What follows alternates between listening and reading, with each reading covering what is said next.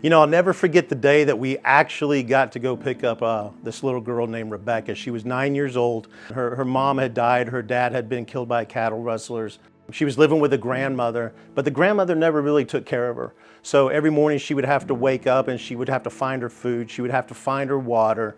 She would have to figure out where she was going to sleep that night. So it was really just the life of a true orphan.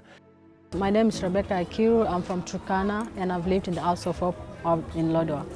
My life before coming to House of Hope was really hard. Some people in my family didn't accept me because I was an orphan.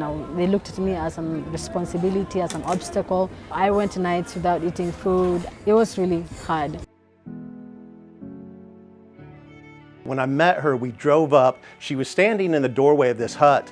And I remember the driver telling me, he said, "Hey, when we go pick her up, make sure that you look at her feet." So I got out of my vehicle and I remember walking over to her real slowly, and I got down on a knee and I looked at her feet, and her feet were calloused over. She had no shoes, and the African sun is so hot that it had just burned and leathered her feet. And I remember looking at her and thinking, wow, this is the girl that we need to bring in to the House of Hope, and this is what we need to build our House of Hope around. There was just something very special about her. You knew that if you can just give her a chance and put her into an environment to succeed, that she was going to thrive.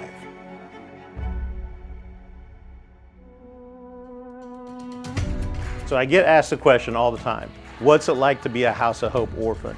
I mean, think about this. You're taking a child who's an orphan, who has no mother, has no father, has no home, and you bring him to a 33-acre compound. That's a place called the House of Hope. It's a place of happiness. And now you have a staff of 22 people that are taking care of their needs. They have food, they have water, they have shelter, they have education. It's just a blessed environment. And these kids, they just thrive in this environment. And it's an amazing thing. When I moved to House of Hope, everything became light. That's when I met really good people. I got the basic needs that I didn't have in the village. The first day I went there, the matrons actually showered us because I didn't used to shower, and you get 3 meals a day, which you don't get in the village. You only get once in a while. So that was one of the best things. And they're just giving you all that proper care that a child needs in their life. So it was really amazing. It was like a miracle has happened.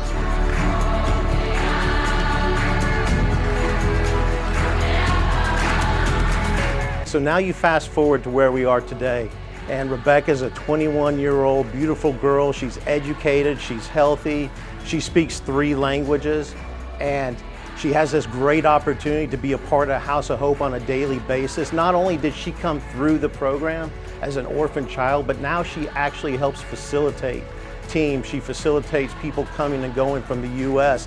She even had an opportunity to facilitate the ISA Foundation team, where she was a part of coordinating the days to go out into the bush to deliver food, to actually come in and bring other orphans into the program.